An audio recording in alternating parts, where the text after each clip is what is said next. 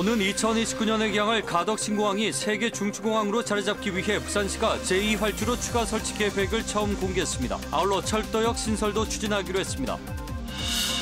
낙동강을 끼고 있는 부산 경남 6개 자치단체가 모여 낙동강협의회를 출범시켰습니다. 낙동강 주변 관광지 육성을 통한 공동발전을 첫 과제로 추진하기로 했지만 문화재 보호구역 해제 추진 등 우려도 나왔습니다.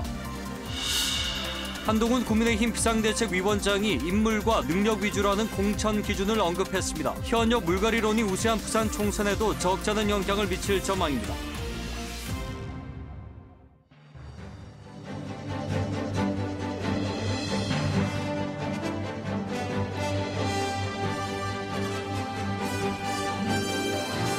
시청자 여러분 안녕하십니까. 부산이 중심이 되는 시간 7시 뉴스 부산입니다. 정부는 지난해 12월 가덕신공항을 2029년 12월에 조기 개항하겠다고 공식화했습니다. 하지만 세계 중추공항으로 자리잡기 위해선 3.5km 활주로 한 개로는 부족하다는 지적이 잇따랐습니다. 부산시가 제2활주로 추가 설치 계획을 처음 공개했습니다. 가덕신공항 건설 관련 집중 보도 먼저 김아른의 기자가 보도합니다.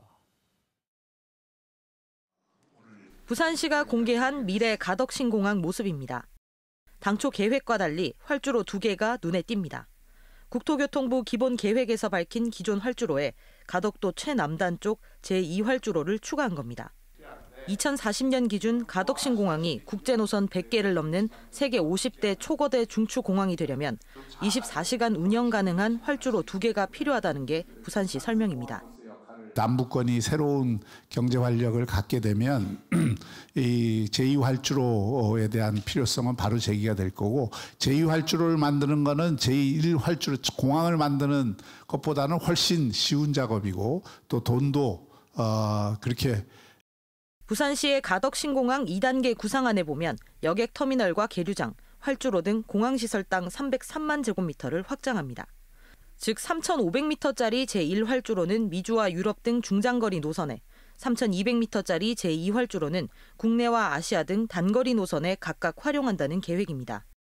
항공사들이 많이 취항을 하게 되면 그 이착륙을 위한 슬롯이 부족하게 됩니다. 그래서 반드시 활주로 2번은 기본적으로 필요하기 때문에. 부산시 계획대로라면 제2활주로는 가덕신공항 개항 즉시 2030년 공사 발주와 설계를 거쳐 2031년에 착공에 들어갑니다. 부산시는 가칭 신공항 건설 특별법 제정을 거쳐 제2활주로 건설 계획안을 국토부 7차 공항개발 종합계획에 반영해 가덕 신공항을 2개 활주로, 즉 양날개로 비상하도록 한다는 전략입니다. KBS 뉴스 김아른입니다. 가덕 신공항 개항과 관련해 활주로 외에도 또 다른 문제가 있습니다. 가덕도 일대의 인천 영종도 하늘도시처럼 에어시티, 즉 공항 복합도시가 들어설 텐데요. 현재 계획대로라면 가덕도에는 정작 철길만 지날 뿐 열차는 서지 않는 것으로 확인됐습니다. 이어서 노준철 기자가 보도합니다. 가덕신공항 접근철도 건설사업 전략환경영향평가서 초안입니다. 국토교통부는 3가지 계획안 중 가덕도 내 노선을 활처럼 휘어 산악지를 통과하는 대안 1을 최적이라 보았습니다. 공사비가 가장 적게 드는 데다 마을을 지나지 않아 민원이 없다는 이유에서입니다. 길이 16.5km에 예상 공사비는 7,450억 원입니다. 하지만 다른 의견이 나왔습니다. 부산시는 국토부가 내세운 대안 1보다 제가 서 있는 가덕도 눌차지구를 지나는 대안 3이 더 적합하다고 평가했습니다. 대안 3이 직선에 가깝고 길이가 가장 짧습니다. 또 이 노선이 지나는 눌차지구 460만 제곱미터 땅에 가덕 에어시티, 즉 공항 복합도시가 들어섭니다. 부산시는 신공항과 연계한 장기적 계획을 위해 해당 노선을 채택하고 눌차지구 일대에 가칭 가덕역을 만드는 게 최선이라는 판단입니다. 9만에서 10만 정도의 인구를 수용할 에어시티를 구성하고 있기 때문에 거기에 정주할 사람들이 이용하기에 편리하려면 신설 역사가 필요하다는 것이. 가덕도 주민들도 대안 3 노선으로 바뀌도록 주민 서명을 진행하기로 했습니다. 경제성을 이야기하고 있습니다. 환경성을 이야기하고 있습니다. 그다음에 민원을 우려하고 있습니다. 대안 3으로 하되 주민들이 요구하는 약간의 변경된 안으로 좀 해달라. 가덕신공항 접근 철도의 노선 변경과 가덕역 신설을 촉구하는 목소리가 커지자 국토부는 앞으로 협의를 거쳐 전략 환경 영향 평가서 본안 반영 여부를 검토할 예정입니다. KBS 뉴스 노준철입니다. 다음 뉴스입니다. 낙동강을 끼고 있는 부산 경남 6개 자치단체가 모여 낙동강 협의회를 출범했습니다. 낙동강 주변을 관광지로 육성하겠다는 건데, 그런데 문화재 보호구역 해제 등 규제 개선을 최우선 과제로 두면서 우려의 목소리도 나오고 있습니다. 보도에 김옥천 기자입니다. 부산 북구와 강서, 사상, 사하구, 경남 김해와 양산, 이 6개 자치단체는 낙동강을 둘러싸고 있습니다. 행정구역의 한계를 넘어 상대적으로 낙후한 낙동강 주변 발전과 관광 자원화를 위해 낙동강 협의회가 출범했습니다. 도시와 사람과 강의 연결을 아주 조화롭게 하여 새로운 경험을 하게 함으로써 낙동강을 더 즐겁고 그리고 더 친근하게 만들어갈 것이며, 협의회는 공동사업으로 낙동강을 연계로 한 축제를 개발하고 생활체육대회를 개최하는 등 각종 사업을 펼칠 예정입니다. 이를 위해 철새도래지 문화재 보호구역을 해제해야 한다는 목소리부터 나왔습니다. 묶어놓은 것만 계속 묶으려고 합니다. 이런 불합리성을 반드시 깨내기 위해서 우리 6개 지자체가 똘똘 뭉쳤다는 것을 말씀드립니다. 낙동강 협의회는 이곳 낙동강 문화재보호구역 87.2제곱킬로미터 중 19.4제곱킬로미터의 해제를 추진하고 있습니다. 하지만 철새도래지 대체서식지 미흡으로 이미 문화재청으로부터 2차례 반려된 바 있습니다. 비닐하우스가 밀집한 곳을 대체서식지로 지정하는 등 제대로 된 조사조차 없이 추진한 탓입니다. 협의회 시작부터 우려가 나오는 건 이 때문입니다. 올해 1월에는 보강된 자료를 올려드려서 그 대체석 식지를 보면 위원님들이 좀 안심을 하고 합리적으로 조정해 주지 않을까. 낙동강 시대를 열기 위한 첫발이지만 자연환경 보전과 지역 개발을 함께 고민해야 하는 상황. 낙동강 협의회는 낙동강 권역 공동 번영을 위한 구체적 계획을 수립할 예정입니다. KBS 뉴스 김옥천입니다. 한동훈 국민의힘 비상대책위원장이 이틀째 부산 일정에서 이번 총선의 공천 기준을 언급했습니다. 인물과 능력 위주로 후보를 평가하겠다고 밝혀 현역 물갈이론이 우세한 부산 총선에도 적지 않은 영향을 미칠 것으로 보입니다. 보도에 황경규 기자입니다.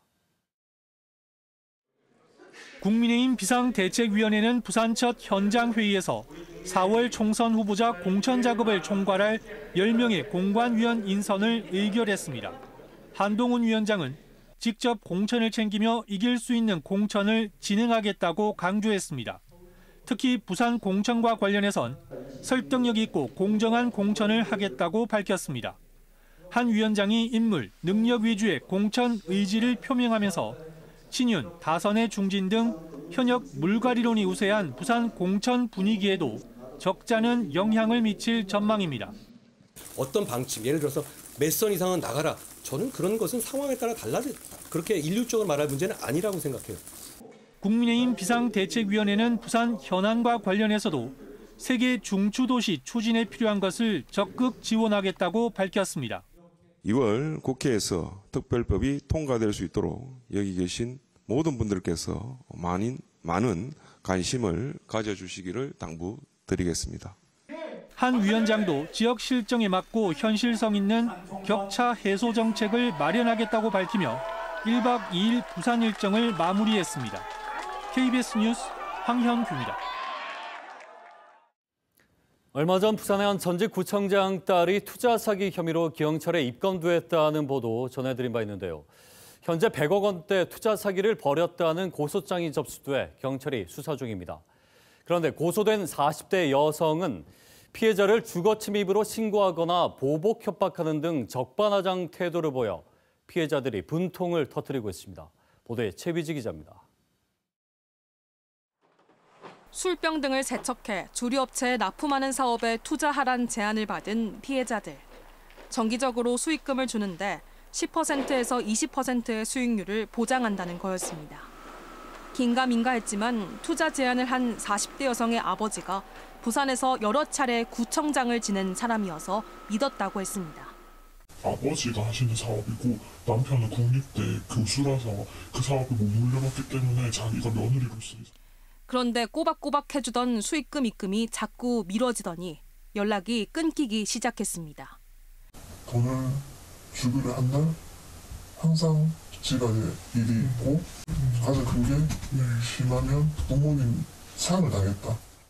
여성의 집으로 찾아간 피해자들은 주거 침입이라며 오히려 경찰에 신고를 당했고 사기가 의심된다고 주변에 알린 사람은 협박을 받기도 했습니다. 그 와중에서도 누가 지금 이 소문을 내고 있는지, 누가 지금 이러고 있는지. 지금까지 사기 피해를 당했다고 경찰에 고소한 피해자는 18명, 피해 규모는 100억 원이 넘습니다. 하지만 보름 넘게 수사에 진척이 없어 애만 태우고 있습니다. 자칫 품목이 굉장히 많은데 그것도 이미 중고거래를 해서 현금화를 만들어서 그 돈을 은닉을 했으며. 사기 혐의로 고소된 여성은 현재 공병 관련 사업은 하지 않는다면서 투자금은 갚기 위해 노력 중이라고 KBS에 밝혀왔습니다. KBS 뉴스 최휘지입니다. 다음 뉴스입니다. 한국은행이 새 첫 통화정책 방향회의에서 기준금리를 현 3.5%로 동결했습니다. 이창용 한은 총재는 기준금리 추가 인상 필요성이 이전보다 낮아졌다면서도 금리 인하 논의는 시기상조라고 선을 그었습니다. 보도에 손서영 기자입니다. 한국은행 금융통화위원회는 기준금리를 연 3.5%로 유지하기로 결정했습니다. 지난해 2월부터 이달까지 8차례 연속 동결입니다. 금통위는 물가 상승률이 여전히 높은 수준이고 전망의 불확실성도 큰 만큼 현재 긴축 기조를 유지할 필요가 있다고 판단했다고 배경을 설명했습니다. 이창용 한은 총재는 기준금리 추가 인상 필요성은 이전보다 낮아진 것으로 판단된다고 말했습니다. 다만 금리 인하에 대해서는 현 시점에서 논의하는 것 자체가 시기상조라는 게 금통위원들 판단이라고 선을 그었습니다. 물가 경로가 저 예상대로 갈지 이런 것들을 봐야 되기 때문에 개인적으로는 적어도 6개월 이상은 좀 금리를 인하하기 쉽지 않을 거다. 금리 인하가 경기 부양보다는 부동산 가격 상승 기대를 자극하는 등 부작용이 더 클 수 있다는 것도 고민의 지점입니다. 한편 이 총재는 태영건설 워크아웃 신청으로 불거진 부동산 PF 부실 우려와 관련해선 아직 한은이 나설 때는 아니라고 판단한다고 밝혔습니다. 그러면서 시장이 불안해지면 안전판 역할을 할 것이라고 말했습니다. 정도에 따라서 저희가 대포를 쓸 수도 있고 약간의 소총으로 막을 수도 있고 지금은 소총도 쓸 정도는 아니라고 생각하고 있어서.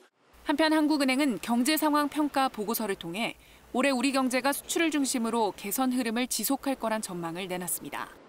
반도체 경기 회복세 영향으로 경상수지도 당초 전망치인 490억 달러의 대체로 부합하는 흑자 기조를 지속할 것으로 내다봤습니다.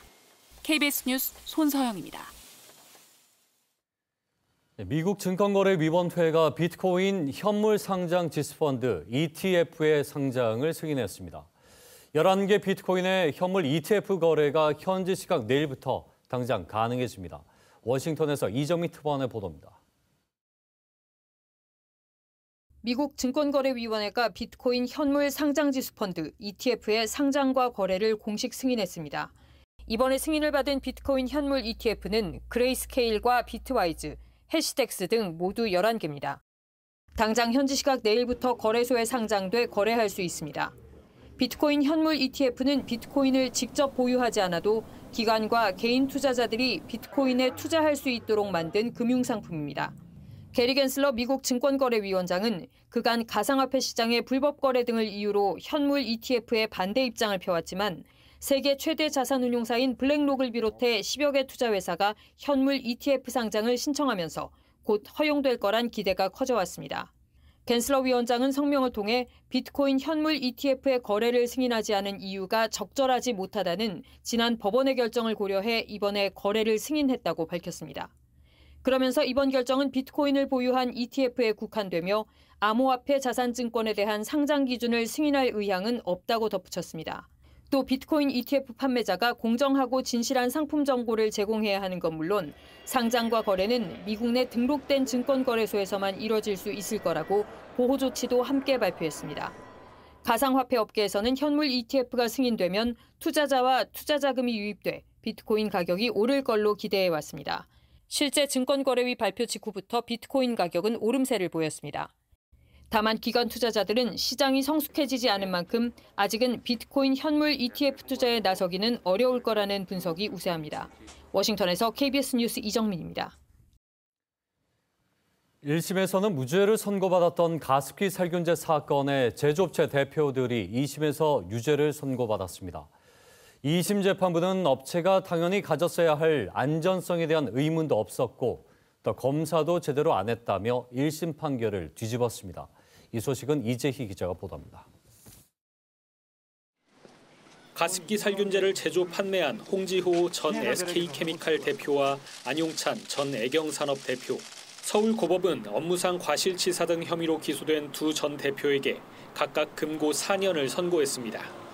제품 주요 성분인 CMIT와 MIT가 폐질환을 유발한다는 사실이 입증됐다고 보기 어렵다며 무죄를 선고했던 1심 판결을 뒤집은 겁니다.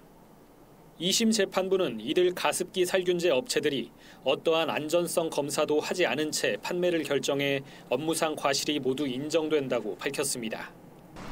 또 SK케미칼의 경우 최초로 제품을 출시하면서 당시 유공생물공학연구실이 위험성을 경고했는데도 무시했고 이후 서울대 실험에서 백혈구 수치 감소 등 결과를 알려왔지만 판매를 이어갔다고 설명했습니다.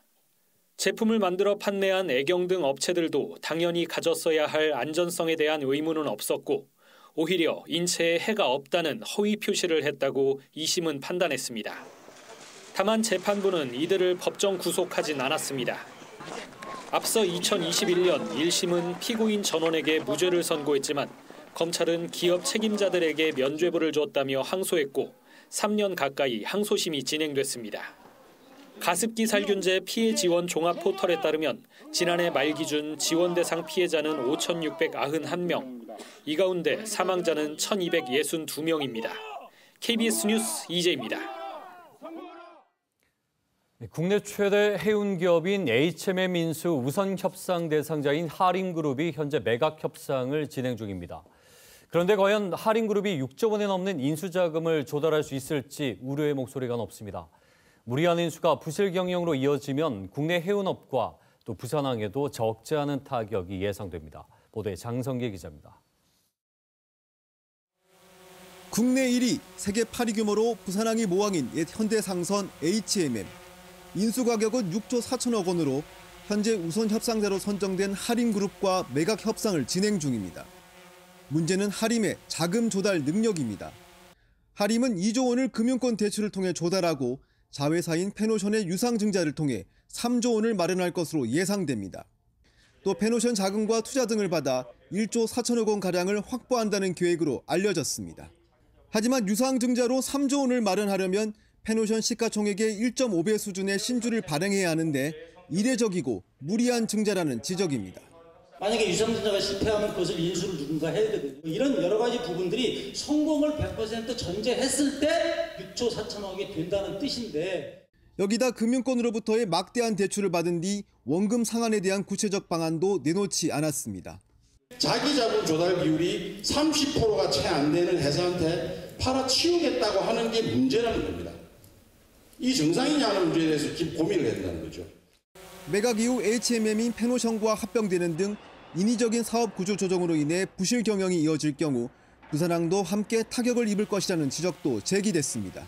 정부가 이번 달 말쯤 매각과 관련한 1차 협상 결과를 공개하겠다고 밝힌 가운데 노조는 매각 절차 중단을 위해 감사원 감사 청구와 총궐기대회 등을 예고했습니다. KBS 뉴스 장성길입니다. 네, 최근에 OTT 같은 온라인 영상물의 성장으로 극장 관객이 크게 줄면서 영화재능위원회 주요 재원인 영화발전기금도 절반으로 줄었습니다. 극장 산업과 온라인 영상물 산업을 묶어 안정적으로 기금을 조성해야 한다는 목소리가 나옵니다. 문화톡톡 최지영 기자입니다. 누적 관객 수 1,262만 명을 기록하며 전국 극장가에 모처럼 온기를 불어넣고 있는 영화 서울해봄. 영상 전문 투자조합을 통해 영화진흥위원회가 제작비를 투자하고 촬영 공간 임대료도 지원했습니다. 영화관을 잘 안 왔는데 집에서 넷플릭스나 OTT 영화나 이렇게 보다가 주변의 권유로 서울해봄 영화를 가족들과 함께 보러 나왔습니다. 서울해봄 특수에도 올해 극장 산업의 전망은 밝지 않습니다. 또 극장 관객이 줄면 영화 발전 기금도 같이 줄어듭니다. 특히 극장에서 상영하는 영화 입장권의 3%는 매달 영화진흥위원회로 보내져 가장 주요한 재원으로 활용됩니다. 코로나19 이전인 2019년 500억 중반이던 입장권 부과금이 지난해에는 290억 원까지 줄었습니다. 이렇게 되면 영화 산업 생태계의 밑거름이 되는 작지만 혁신적인 영화 제작이나 신진 작가 등 인력 개발은 어려워집니다. 극장 영화 산업처럼 온라인 영상물 산업도 매출 일부를 기금으로 조성해야 한다는 목소리가 나오는 이유입니다. 영화 산업과 비디오 영화 산업이 동시에 하나의 몸으로 이루어져야 되고 산업도 그렇지만 지원이나 어떤 관할 체계도 영화와 온라인을 포함한 비디오물 산업이 하나의 관할 체계가 돼야 되는데 하지만 온라인 영상물 산업은 한 국가 관리 체계를 벗어난 세계적 기업들이 주도하고 있는 데다 국내 산업조차 관련 시장이 문화가 아닌 정보통신 기업 위주로 짜져 해법 찾기는 쉽지 않아 보입니다. KBS 뉴스 최지영입니다.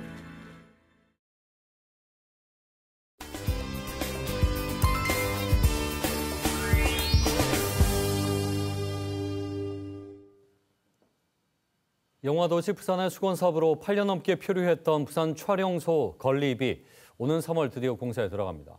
또 영화계 위기 속 12.12 군사반란을 다룬 영화 서울의 봄이 1,000만 관객을 돌파하며 극장가에는 봄이 오겠다는 평가를 받고 있는데요. 올해 영화영상산업 기대와 전망 짚어보겠습니다.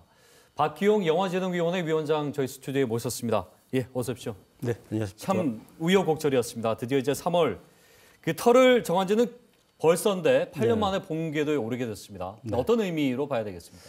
예, 무엇보다 먼저 이후 여하를 막론하고 계획보다 건립이 많이 늦어진 점에 대해서 부산 시민들께 죄송하다는 말씀부터 드리겠습니다. 예. 뒤늦게 이렇게 착공할 수 있게 된 것은 여러 가지 어려움과 예상하지 못한 돌발 변수에도 불구하고 포기하지 않고 한결같이 노력해준 기장군과 네. 부산시 관계자 여러분의 헌신 덕분입니다. 이 자리를 빌어서 감사 말씀드립니다. 부산 촬영소 건립은 부산을 아시아 영화 허브로 만드는 데 꼭 필요한 인프라입니다. 예. 따라서 이제 아시아 영화 허브 구축을 본격화할 수 있게 됐다라는 의미를 부여하고 싶습니다. 네네. 사실은 이제 영진이 이전 결정과 함께 이 촬영소를 만들겠다는 결정이 있지 않았습니까? 네, 근데 뭐 그렇습니다. 8년이라는 시간이 이렇게 걸린 그 이유가 있었을까요? 예, 그 세 가지로 이유를 좀 말씀드릴 수 있을 것 같은데요. 첫 번째 이유는 남양주 종합촬영소가 난항 끝에 2019년에 비로소 매각됐다는 것입니다. 촬영소 건립에 필요한 예산은 영화진흥위원회가 부산 이전 전에 운영하던 남양주 종합촬영소 매각 비용으로 충당해야 해서 그전엔 본격 추진이 어려웠습니다. 네네. 두 번째 이유는 건립이 늦어지면서 그 사이 건축비가 크게 상승했고 이에 따른 계획 수정에 시간이 필요해서입니다. 마지막으로 착공에 박차를 가하던 작년 초에 뒤늦게 공유재산법상 저촉 내용을 발견하고 필요한 조처를 하느라 착공을 연기할 수밖에 없었습니다. 이런 그렇군요. 어려움이 있었습니다. 예. 이건 뭐 정말 현실적인 문제들이네요. 자금 조달 또 그 코로나 기간에 그 관련 비용들이 많이 또 올라갔으니까 네, 인건비도 그렇고. 우크라이나 전쟁도 크게 작용을 그러니까요. 했습니다. 예. 그렇게 어쨌거나 뭐 다행입니다. 네. 자, 부산 촬영소가 들어선다면 이 경제 효과 이것이 이제 관건인데 어떻게 좀 전망을 하십니까? 일단 앞에서 말씀드린 대로 부산 촬영소를 중심으로 부산의 아시아 영화 허브를 구축하게 됩니다. 앞으로 부산이 아시아 영화 제작 중심이 되면 영화 영상 콘텐츠 관련 일자리 창출 등 연관 산업의 폭발적인 성장뿐만 아니라 국내외 관광객 유치 등 지역 경제에 미치는 영향은 실로 대단할 것으로 기대하고 있습니다. 예. 사람들이 우스갯소리로 부산을 노인과 바다의 도시라고 하던데 앞으로 부산은 영화와 바다의 도시로 기억될 것입니다. 예. 지금 영화제부터 해서 수많은 영상물들이 뭐 부산의 멋진 곳에서 촬영이 되고 맞습니다. 또 그렇게 결과물들이 나오고 있는데 그 마침표를 이제 찍어가는 과정인 것 같아요. 이제 완성 단계에 들어섰다고 보시면 될 것 같습니다. 그러니까요. 근데 저 촬영지로 입지를 굳히기 위해서 좀 더 이 보완해야 될 과제들이 있다면 어떤 것들이 좀 더 필요하겠습니까? 예, 먼저 올해 1단계로 착공하는 스튜디오 3개로는 제 역할을 다할 수가 없습니다. 스튜디오가 10개 정도는 돼야 아시아 영화 허브의 중심 인프라로서 기능할 수가 있습니다. 부산시에서 추진하고 있는 OTT 스튜디오를 함께 건립해야 하는 이유이기도 합니다. 네. 앞으로 영화진흥위원회는 2단계로 추가 스튜디오 건립을 추진하고 점점 수요가 많아지는 버추얼 프로덕션 설비와 예. 후반 작업 시설도 갖출 계획입니다. 원활한 촬영소 운영에 필요한 인력을 양성하는 프로그램도 함께 만들 것입니다. 예. 아울러 아시아 최고의 올인원 촬영지가 되는데 필요한 지원 체계를 부산시, 기장군, 경상남도와 함께 네. 만들어야 합니다. 이 모든 것을 부산 촬영소 착공과 함께 바로 시작할 것입니다. 사실은 뭐 이건 그냥 영화계만 맡겨둘 문제가 아니라 지자체와 또 그렇습니다. 시민들의 성원도 함께 있어줘야 되는 거. 뭐 지역이 함께 함께 그렇죠. 힘을 합쳐야 되는 상황입니다. 그렇게 돼야 뭐 국내뿐만 아니라 이제 전 세계에서 또 아시아에서 영화 로케를 또 이쪽으로 만들 거 아니겠습니까? 그렇습니다. 예. 네. 그 최근에 영화계가 사실은 뭐 코로나 때부터 그랬죠. 우려를 넘어서 이제 생존을 걱정하는 그런 위기 단계다라고 얘기하는 그런 와중에 이제 최근에 이제 서울의 봄이 1000만 관객을 돌파하면서 정말 가뭄의 단비 같았습니다. 네. 자, 이 서울의 봄 1000만 관객 돌파 의미를 또 어떻게 좀 보고 계시는지요? 예, 일단 코로나19 팬데믹이 종료하면 이전 상태로 원상 회복할 거라는 막연한 기대가 있었습니다. 예. 그런데 그 기대가 무너지자 한국 영화 산업은 최대의 위기에 봉착을 했습니다. 100여 편에 달하는 미개봉 영화로 인한 순환 구조가 붕괴되면서 예. 그동안 마치 동맥경화에 걸린 사람처럼 매우 위태롭게 지탱해 왔던 것이 사실입니다. 그간 이런 어려운 상황 속에서 서울의 봄이 불러일으킨 극장 안 영화에 대한 관심은 최악의 가뭄에 내린 단비 같은 것입니다. 예. 한국 영화계가 다시 일어서는데 큰 도움이 될 것입니다. 저는 이 영화를 2번 관람했는데요. 두 번째도 너무 재밌게 봤습니다. 제가 극장에서 영화를 2번 본 것은 중학교 다닐 때 셀 수 없이 많이 봤던 이소룡 영화 이후 처음입니다.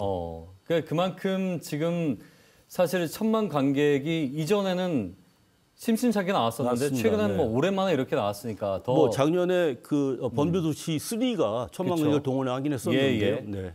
자, 이렇게 멋진 영화들이 만들어지기까지 뭐 촬영도 촬영인데 후반 작업에 대한 부분이 정말 크지 않습니까? 네. 부산에 후반 작업 시설이 있긴 하나 이 부분이 아직은 갈 길이 멀다고 들었습니다. 이게 서울과 비교했을 때 어느 정도로 좀 차이가 났는지요?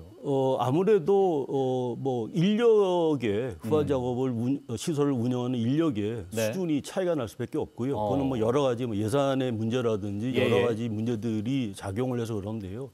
일단 말씀드렸던 대로 저희가 이제 부산 촬영소를 착공을 하면은 2단계로 후반 작업 시설을 갖추게 될 것이고 그 후반 작업 시설은 뭐 한국뿐만 아니라 아시아 최고 수준의 후반 작업 시설이 될 것입니다. 그렇군요. 이게 영화 후반 작업이라는 것이 단순히 그 영화 제작팀의 역량이 아니라 그 실제로 그 시설을 운용하는 관련 인력이 매우 돼야 되는 중요합니다. 거죠. 맞습니다. 네. 그렇군요.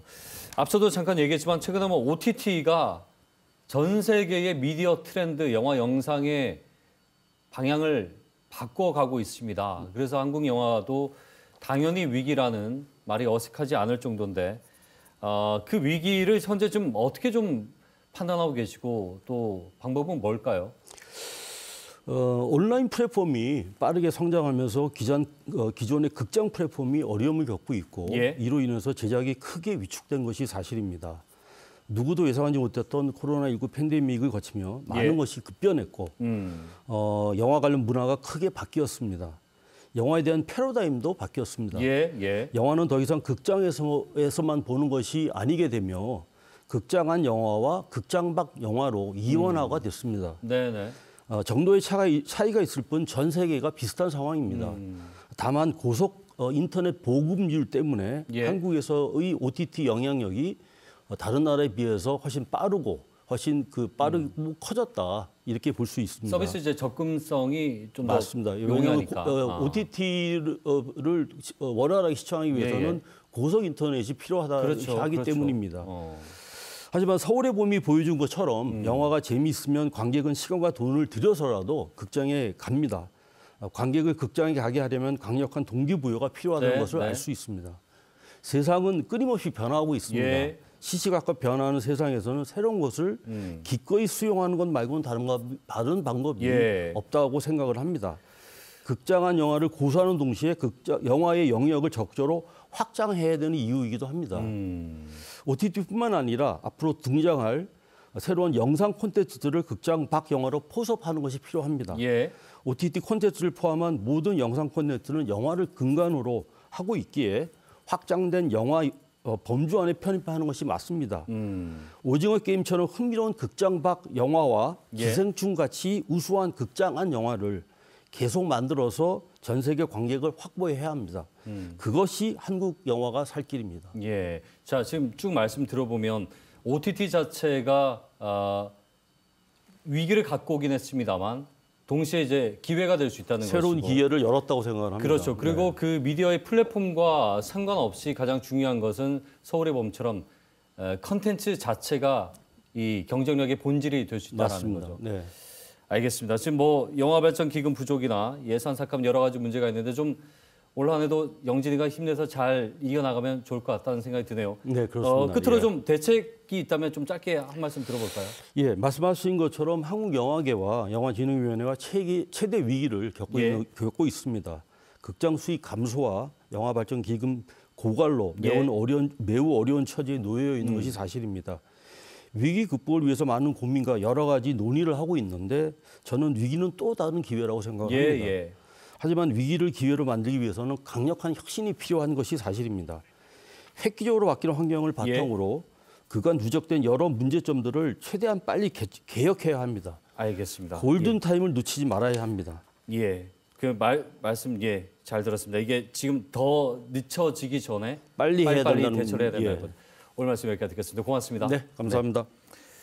네. 박규용 영진의 위원장과 함께 얘기 나눠봤습니다. KBS 부산방송 총국이 한국해양수산개발원과 시민들의 해양 인식을 높이기 위해 공동으로 진행하는 해양 아카데미 시민 강좌 오늘 세 번째로 오염된 해양을 회복하기 위한 시민들의 자발적이고 또 다양한 활동들을 영상으로 만나보겠습니다.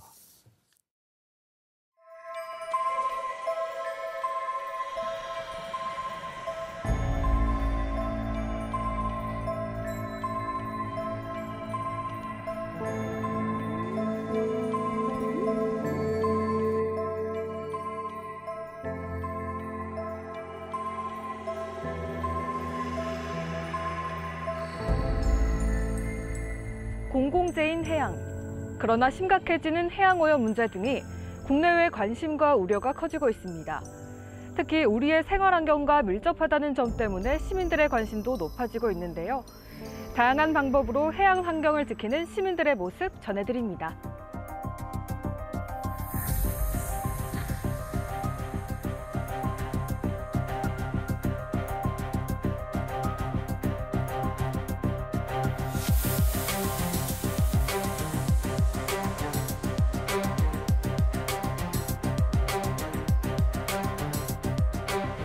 최근에 실시한 다양한 인식조사를 살펴보면 우리 시민들의 가장 큰 관심 중에 1순위는 해양 쓰레기, 환경오염, 기후변화와 같은 환경 문제를 1순위로 꼽고 있습니다. 그렇기 때문에 이미 우리 시민들은 해양 쓰레기, 해양 오염에 관심이 크다고 할 수 있겠습니다. 근데 한 발짝 더 나아가야 됩니다. 단순히 관심만 있어서는 그런 해양 오염 문제를 해결하는 데 한계가 있기 때문입니다.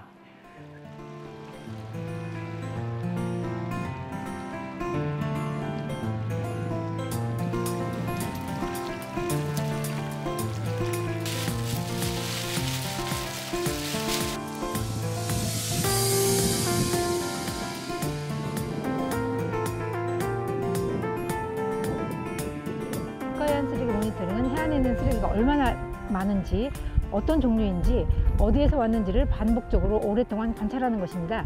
해안 쓰레기는 단시간에 해결할 수 있는 문제가 아니기 때문에 정립된 조사 방법으로 같은 위치에서 지속적으로 관찰하는 것이 필요합니다.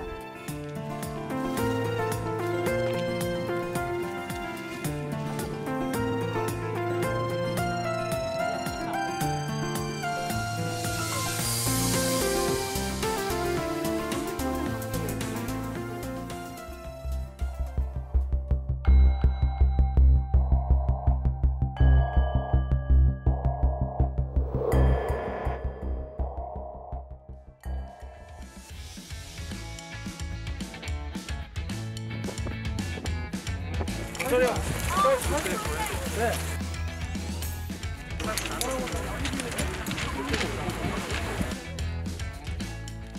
오늘 저희가 찾은 곳은 반려해변 환경 캠페인을 진행하기 위해서 영도 감지해변이고요. 반려견처럼 이 해변도 가꾸고 정화활동 사업을 하기 위해서 오늘 이 자리에 왔습니다.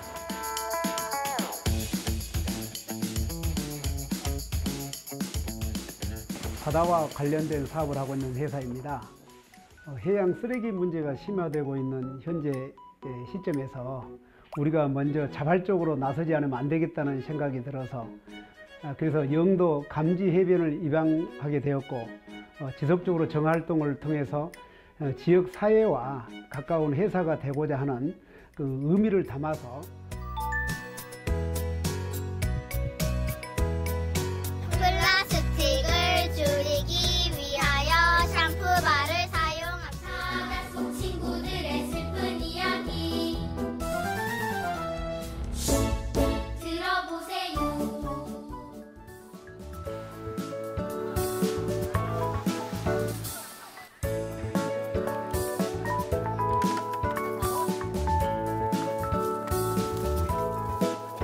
바다를 지키는 데 시민들의 관심도 점점 더해지고 있습니다. 작은 노력들이 모여 해안 환경에 대한 인식 확대와 환경 보호의 디딤돌이 되는 것 아닐까요?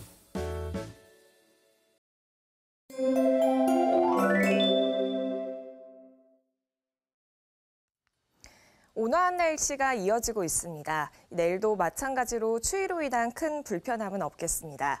아침 기온 부산은 3도 안팎으로 오늘 아침과 비슷하게 시작하겠고요. 낮 최고 기온은 11도까지 훌쩍 오르겠습니다. 부산의 1월 초중순 최고 기온이 7.8도 안팎임을 고려했을 때 다소 포근함까지도 감돌겠습니다. 대기순환이 차차 원활해지고 있습니다. 내일 오전부터는 곳곳에 머물던 미세먼지도 차차 흩어지겠고요. 전국의 대기질은 보통 수준을 회복하겠습니다. 다만 아침까지는 안개로 인해서 시야가 답답하겠습니다. 가시거리가 1km 미만까지 짧아진 곳이 있겠고요. 안개가 걷히고 나선 맑은 하늘빛을 보이겠습니다. 자세한 지역별 기온 살펴보겠습니다. 내일 아침 기온 울산과 양산이 0도 안팎으로 시작하겠습니다. 낮 최고 기온은 양산과 김해 11도 안팎 예상되고요. 바다의 물결은 먼바다에서 최고 2.5m까지 다소 높게 일겠습니다. 또 내일부터 남해안에선 달의 인력이 강해짐에 따라서 해수면의 높이가 상승하겠습니다. 주말에도 포근한 겨울 날씨가 이어지겠고요. 일요일엔 중부지방에 눈과 비가 한 차례 지나겠습니다. 이어서 낚시 지수 살펴보겠습니다. 내일은 모든 해상이 보통 수준으로 무난하겠습니다. 다만 토요일과 일요일은 피하시는 게 좋겠고요. 서핑의 경우 일요일이 가장 좋겠습니다. 이어서 바다 여행의 경우 토요일을 제외하신다면 큰 어려움은 없겠습니다. 지금까지 날씨와 해양 레저 정보였습니다. 자, 오늘 집중보도에서 보셨듯이 가덕신공항 건설까지 여전히 난관은 남아 있습니다.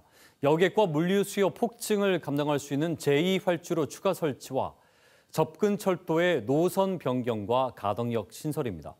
이 두 가지는 세계 중추공항을 향한 필수 조건으로 보고 있습니다. 부산 시민들의 20년이 넘도록 해묵은 희망 고문을 힘겹게 지나 본궤도에 진입한 가덕신공항 건설. 제대로 된 아시아 물류의 허브 공항이 될 수 있도록 정부의 지원과 노력이 필요해 보입니다. 오늘 뉴스를 마칩니다. 고맙습니다.